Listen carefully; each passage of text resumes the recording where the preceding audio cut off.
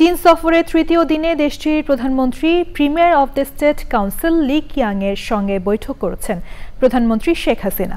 বেইজিংয়ে Great Hall of the পিপলে দুই প্রধানমন্ত্রীর নেতৃত্বে প্রতিনিধি পর্যায়ের দ্বিপাক্ষিক বৈঠক চলছে। বেইজিং থেকে জানাচ্ছেন সাদি মাহমুদ। এখন জন্ম সনদ দিয়ে খোলো বিকাশ স্টুডেন্ট অ্যাকাউন্ট, নিজের বিকাশ নিজে কর। প্রধানমন্ত্রী শেখ হাসিনা চীনের প্রধানমন্ত্রী লি কিয়াংয়ের আমন্ত্রণে এখন চীনে অবস্থান করছেন, চীনের বেইজিংয়ে অবস্থান করছেন এবং আজকে তার সফরের তৃতীয় দিন এবং এই আজকের দিন কিন্তু শেখ হাসিনা ব্যস্ত সময় পার করছেন এবং আপনি দেখতেই পাচ্ছেন যে চীনের ঐতিহাসিক the great hall of people তার সামনে আমি দাঁড়িয়ে আছি। যদিও আমি কিছুটা দূরে অবস্থান করছি নিরাপত্তা জটিলতার কারণে, এই হল অফ পিপলেই কিন্তু চীনের যিনি প্রধানমন্ত্রী আছেন লি কিয়াং তার সাথে প্রতিনিধি পর্যায়ের বৈঠক করছেন প্রধানমন্ত্রী শেখ হাসিনা এবং আমরা যতদূর জানতে পেরেছি যে এই বৈঠকেই কিন্তু দুই দেশের মধ্যে 20 থেকে 22টি সমঝোতা স্মারক সই হওয়ার সম্ভাবনা রয়েছে, যেখানে কিন্তু দুই দেশের স্বার্থ সংশ্লিষ্ট বিভিন্ন বিষয়কে আসলে প্রাধান্য দেওয়া হয়েছে। এবং দুপুরের পর যে কর্মসূচি প্রধানমন্ত্রী শেখ হাসিনার রয়েছে, চীনের যিনি প্রেসিডেন্ট আছেন শি জিনপিং তার সাথে দ্বিপক্ষীয় বৈঠক করবেন। আমরা আশা করছি সেখানেও বাংলাদেশের উন্নয়নকে প্রাধান্য দিয়ে তিনি আসলে বিভিন্ন বিষয় নিয়ে আলোচনা করবেন এবং আমরা যতদূর জানতে পেরেছি আজকে রাত 10টার সময়ই তিনি সব কর্মসূচি শেষ করে ঢাকার উদ্দেশ্যে রওনা দেবেন। আর আপনি জানেন যে গত পরশুদিন প্রধানমন্ত্রী শেখ হাসিনা চীনে পৌঁছানোর পর থেকেই কিন্তু ব্যস্ত সময় পার করছেন। যারা স্থানীয় পর্যায়ের যারা রাজনৈতিক যারা নেতৃবৃন্দ আছেন তাদের সাথেও কথা বলেছেন। সেখানে কিন্তু তিনি বাংলাদেশ এবং চীনের এই দুই দেশের স্বার্থ সংশ্লিষ্ট বিভিন্ন বিষয় মাথায় রেখেই কিন্তু কথা বলেছেন। উঠে এসেছে রোহিঙ্গার যে বিষয়টি, রোহিঙ্গাদের দ্রুত নিজ দেশে প্রত্যাবাসনে প্রধানমন্ত্রী শেখ হাসিনা কিন্তু চীনের সহযোগিতা কামনা করেছেন। চীনের যারা নেতৃবৃন্দ আছে তারাও কিন্তু প্রধানমন্ত্রীর এই বিষয়টি আসলে আশ্বস্ত করেছেন যে তারা সহযোগিতা করবেন।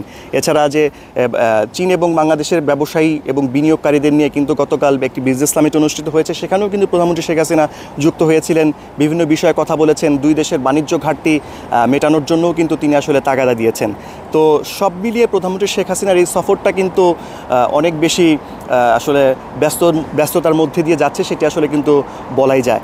আর আমি একটু যারা স্থানীয় প্রবাসী যারা বাংলাদেশি যারা আছেন, যারা এখানে অবস্থান করছেন, তাদের সাথে একটু কথা বলতে চাই। আমার সাথে আছেন একজন এখানকার প্রবাসী বাংলাদেশি ব্যবসায়ী যারা চীনে ব্যবসা করছেন, তাদের সাথে একটু কথা বলতে চাই।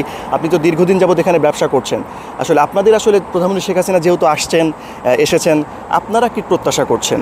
আমাদের প্রত্যাশা একটাই, আমাদের জননেত্রী মাননীয় প্রধানমন্ত্রী শেখ হাসিনা চায়নাতে আসছেন। আমরা খুবই আনন্দিত এবং আমরা খুবই খুশি যে উনি আমাদের নতুন একটি আশার বাণী দিবেন। এবং আমি চারকোল ম্যানুফ্যাকচার পাটকাঠি থেকে আমরা কয়লা তৈরি করি, সেখানে আমাদের এই কয়লা আপনার এখানে আমাদের প্রায় 30,000 মেট্রিক টন আমাদের প্রোডাকশন করতে পারি। তো সেখানে আমরা সারা বাংলাদেশ থেকে 20,000 মেট্রিক টন আমরা এখানে এক্সপোর্ট করি। 10,000 মেট্রিক টন আমরা এই মুহূর্তে এক্সপোর্ট করতে পারতেছি না, কারণ এই যে আমাদের মাননীয় প্রধানমন্ত্রী জননেত্রী শেখ হাসিনা আমাদের এই চারকোলে ভর্তুকি দিত 20%।